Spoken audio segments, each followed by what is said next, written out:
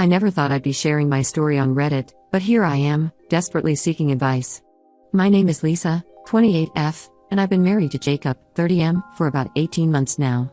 We met during our residency at Memorial Hospital, where we both work as nurses in the intensive care unit. When I first met Jacob, I was instantly drawn to his easygoing nature and infectious laugh. We bonded over long shifts, shared gallows humor, and our mutual love for obscure 80s movies. Jacob was different from the guys I dated before. He was ambitious but kind, confident but never arrogant. We started dating after a few months of flirtatious banter and stolen glances across the nurses' station. Our relationship progressed quickly.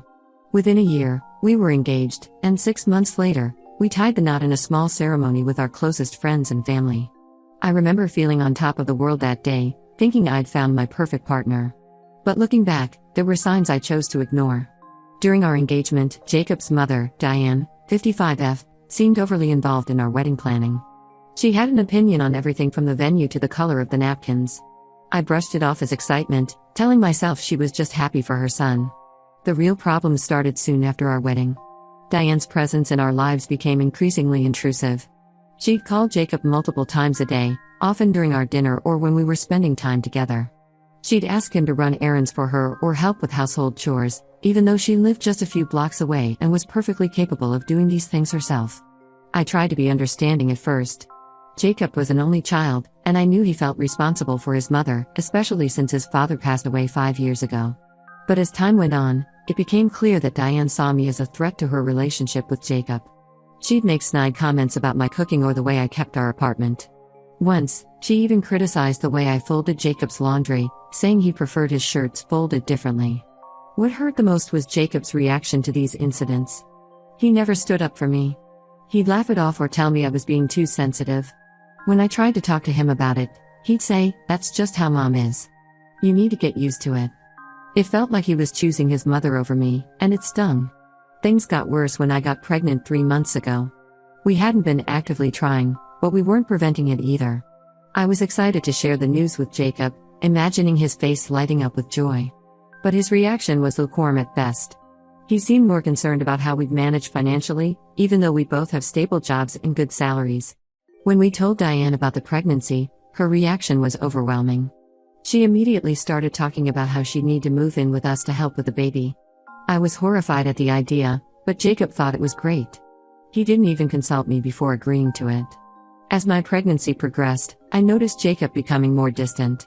He started spending more time at work, picking up extra shifts that he didn't need to take. When he was home, he was always on his phone, texting or scrolling through social media. Our intimacy dwindled, and he rarely showed any affection towards me. I tried to talk to him about it, but he'd brush off my concerns. He'd say he was just tired from work or stressed about becoming a father. But I couldn't shake the feeling that something else was going on. Last week, my suspicions were confirmed. I caught Jacob having a hushed conversation on the phone late at night. When I asked who he was talking to, he got defensive and said it was none of my business. His reaction set off alarm bells in my head. That night, while Jacob was in the shower, I did something I'm not proud of. I looked at his phone. I know it was a violation of his privacy, but I felt like I had no other choice. What I found broke my heart. There were messages between Jacob and his ex-girlfriend, Emily, 29F. They were discussing meeting up for coffee and reminiscing about their past relationship. Some of the messages were flirtatious, with Emily saying how much she missed him. I confronted Jacob about the messages as soon as he got out of the shower. He exploded in anger, accusing me of invading his privacy and being paranoid. He stormed out of the house and didn't come back until the next day. When he returned, he acted like nothing had happened and refused to discuss the incident. Now, I'm at a loss. I feel like I'm living with a stranger. The man I married, the one who used to look at me with such love and adoration, seems to have disappeared. In his place is someone cold and distant, someone who prioritizes his mother and possibly his ex-girlfriend over his pregnant wife. I come from a conservative South Asian background where divorce is frowned upon. My parents had an arranged marriage and have been together for 35 years. They've always taught me that marriage is forever, that you work through your problems no matter what. The thought of leaving Jacob fills me with shame and fear. What will my family say? Will they blame me for not being a good enough wife? But at the same time, I'm terrified of bringing a child into this situation. I want my baby to grow up in a loving, stable home. I'm worried that if I stay, I'll be subjecting my child to a toxic environment. I need advice. Am I overreacting? Should I try to make this work for the sake of our unborn child? Or should I consider leaving before things get worse? I feel so alone and confused. Any insight or suggestions would be appreciated. Update 1. It's been about a month since my original post, and I wanted to update you all on what's been happening. First, I want to thank everyone who took the time to read my story and offer advice. Your support gave me the courage to take action. After much soul-searching and rereading all of your comments, I decided to have a serious talk with Jacob. I spent days preparing what I wanted to say, writing down my thoughts so I wouldn't get sidetracked or let my emotions take over. I chose a time when we were both off work, asked Jacob to sit down with me, and laid out all my concerns, his mother's interference, his emotional distance, and the inappropriate contact with his ex. I told Jacob about how lonely and neglected I've been feeling. I reminded him of the promises we made to each other on our wedding day, how we vowed to be partners in everything. I explained that if we were going to make our marriage work, things needed to change. We needed to set boundaries with his mother, he needed to be more present in our relationship, and he needed to cut off contact with Emily. Jacob's reaction shocked me. Instead of being understanding or apologetic, he became defensive and angry. He accused me of trying to come between him and his family. He said I was being selfish and hormonal because of the pregnancy. When I brought up the messages with Emily, he said I was blowing things out of proportion and that they were just friends. The argument escalated quickly. Jacob said some hurtful things that I never thought I'd hear from him. He told me that he felt trapped in our marriage and that he wasn't sure if he was ready to be a father. He even suggested that maybe we should consider other options for the pregnancy. I was devastated. This was not the man I married, the one who once talked excitedly about having a big family. In the heat of the moment, I told Jacob I needed some time away to think. I packed a bag and went to stay with my best friend, Megan, 27F. Jacob didn't try to stop me. In fact, he seemed almost relieved, which hurt more than anything else. Megan has been my rock through all of this. We've been friends since college, where we were roommates. She was there for me during my first heartbreak, when I failed a crucial exam, and when I doubted my ability to make it through nursing school. Now, once again, she's providing a safe haven when I need it most. While at Megan's, I received a call from my obstetrician's office. They had the results of some routine tests, and something came up abnormal in my liver function tests. The doctor wanted me to come in for a follow-up appointment as soon as possible. I was worried about the test results, but I didn't want to tell Jacob. I felt like I couldn't trust him anymore, and I was afraid he might use this information against me somehow. Instead, I asked Megan to accompany me to the appointment. The doctor ran more tests and asked me a lot of questions about my diet, lifestyle, and any medications I might be taking. A few days after the doctor's appointment, I got a call from Jacob. His voice sounded different, softer, almost remorseful.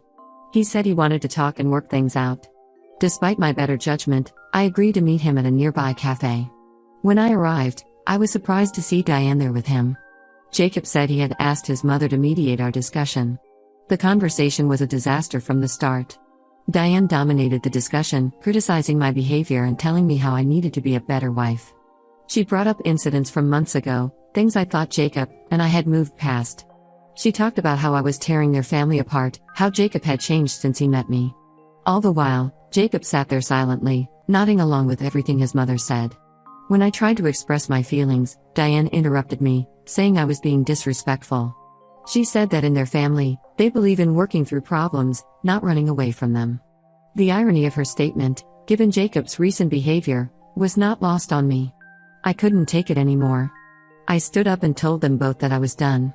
I said I couldn't be in a marriage where I was constantly disrespected and where my husband couldn't stand up for me. I took off my wedding ring, placed it on the table, and walked out. As I was leaving the cafe, my phone rang. It was my doctor's office again. The follow-up tests showed that my liver function was still abnormal, and they wanted me to come in for more tests. The doctor sounded concerned and mentioned the possibility of medication-induced liver damage. I'm scared and confused. I don't know what's going on with my health, and I'm worried about the baby. I'm also dealing with the reality that my marriage is likely over. I've moved in with Megan temporarily while I figure out my next steps. I know I have a long road ahead of me, but I'm determined to stay strong for myself and my baby. I'm considering reaching out to a lawyer to discuss my options regarding separation and possibly divorce. I'm also focusing on my health and trying to stay calm despite all the stress. My parents don't know about any of this yet. I'm dreading telling them.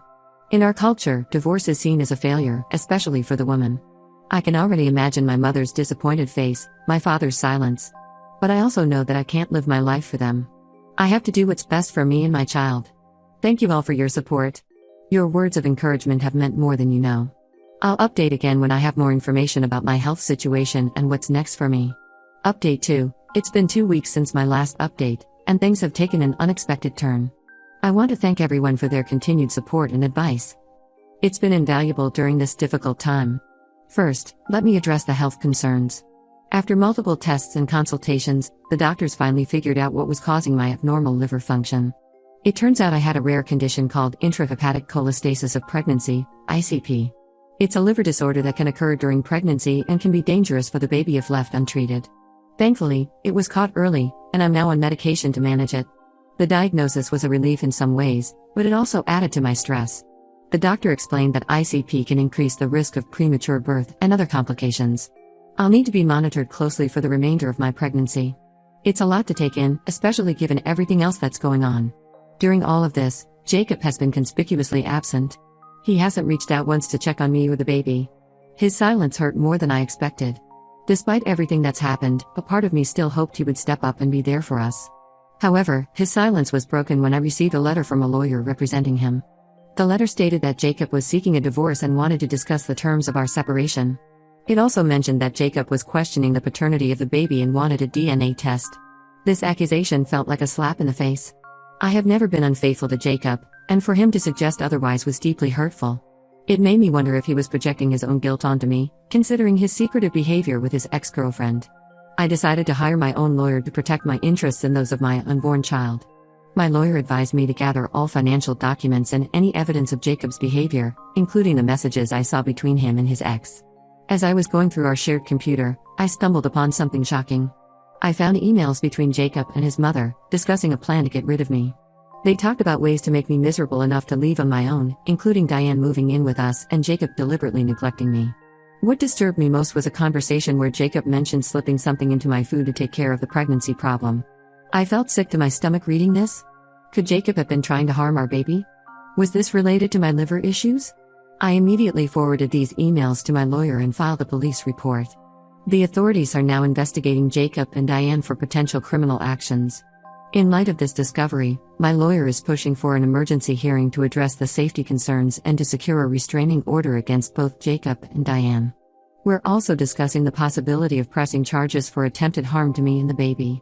I'm still processing all of this information. It's hard to believe that the man I married could be capable of such malicious behavior. I keep thinking back to our early days together, trying to pinpoint when things changed. Was it all an act from the beginning? Or did something shift along the way? I'm grateful that I trusted my instincts and left when I did. Who knows what might have happened if I had stayed? The thought of it makes me shudder. I finally worked up the courage to tell my parents about the situation. Their reaction surprised me. Instead of the disappointment and shame I expected, they were supportive. My mother cried and apologized for ever making me feel like I couldn't come to them with my problems. My father, usually so stoic, told me how proud he was of me for standing up for myself and my baby. Their support has been a bright spot in all of this darkness. I'm focusing on staying healthy for my baby and preparing for single motherhood. Megan has been an incredible support, helping me look into childcare options and accompanying me to my prenatal appointments. I'm also looking into support groups for single mothers and survivors of domestic abuse. It's a lot to deal with, but I'm taking it one day at a time. I'm trying to stay positive and focus on the future. I know it won't be easy, but I'm determined to create a good life for myself and my child. I'll update again once I have more information about the legal proceedings and my plans moving forward.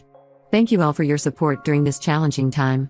Update 3. It's been a month since my last update, and I wanted to share the latest developments in my situation. Once again, I'm incredibly grateful for the support and advice I've received from this community. The investigation into Jacob and Diane's actions has progressed. The police took my allegations seriously and obtained warrants to search Jacob's and Diane's properties. They found evidence corroborating the emails I discovered, including notes detailing their plans and some suspicious substances that are currently being analyzed. Both Jacob and Diane were brought in for questioning. Jacob initially denied everything, but when confronted with the evidence, he broke down and confessed.